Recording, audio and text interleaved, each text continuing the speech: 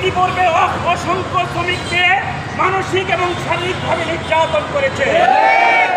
সেই নির্যাতনের ধারাবাহিকতায় আমাদের প্রিয় ভাই হৃদয়কে অত্যন্ত নির্মমভাবে নিষ্ঠুরভাবে হত্যা করেছে। তারিখে আজকের এই জুলাই মাসের 1 তারিখে যে জুলাইয়ের বিপ্লব আজকে হয়েছে, এই বিপ্লব ছাত্র এবং শ্রমিকদের মাধ্যমে হয়েছিল। আমরা 5 তারিখের পরে কোন হৃদয় হত্যাকাণ্ড দেখতে চাই না। দুঃখজনক হলেও সত্য, এই গাজীপুরে 2006 সালে শ্রমিক কল্যাণ ফেডারেশনের সাবেক জেলা সভাপতি এবং মহানগরী সভাপতি প্রিয় ভাই শহীদ রুহুল আমিন থেকে শুরু করে আজকে পর্যন্ত যত সমস্ত শ্রমিকদেরকে হত্যা করা হয়েছে, প্রত্যেকটা শ্রমিক হত্যার বিচার করতে হবে। আমাদের শহীদ রুহুল আমিন ভাইয়ের খুনিরা এখনো বাহিরে, আজকের হৃদয় হত্যার খুনিরাও এখনো বাহিরে।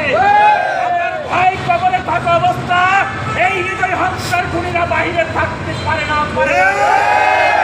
যতক্ষণ পর্যন্ত এই হৃদয় হত্যার খুনিদেরকে গ্রেপ্তার না করা হবে, তাদেরকে ফাঁসির দাবি কার্যকর না করা হবে, আমরা শ্রমিক কল্যাণ ফেডারেশনের পক্ষ থেকে ততক্ষণ পর্যন্ত গাজীপুরে প্রত্যেকটা আনাচে কানাচে আমাদের কর্মসূচি চলবে।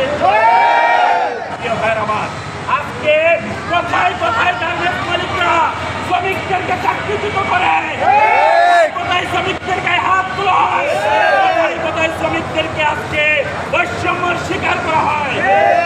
এরপরে এই বাংলাদেশে কোনো বৈষম্য চলবে না, চলবে। প্রিয় ভাই আমার, আজকের এই প্রোগ্রামে আমরা দায়িত্বহীন গণকে ঘোষণা করতে চাই, আগামী 24 ঘন্টার মধ্যে আমাদের এই প্রিয় ভাই হৃদয়ের হত্যার বিচার করতে হবে। ইতিমধ্যে আপনারা শুনেছেন এখানকার উচ্চতর মহলের কর্মকর্তাদের এবং বিভিন্ন প্রশাসনের ব্যক্তিগণ গার্মেন্টস মালিকের সাথে সুসম্পর্ক করে হৃদয় হত্যাকে থামা দেওয়ার চেষ্টা করতেছে। প্রশাসনের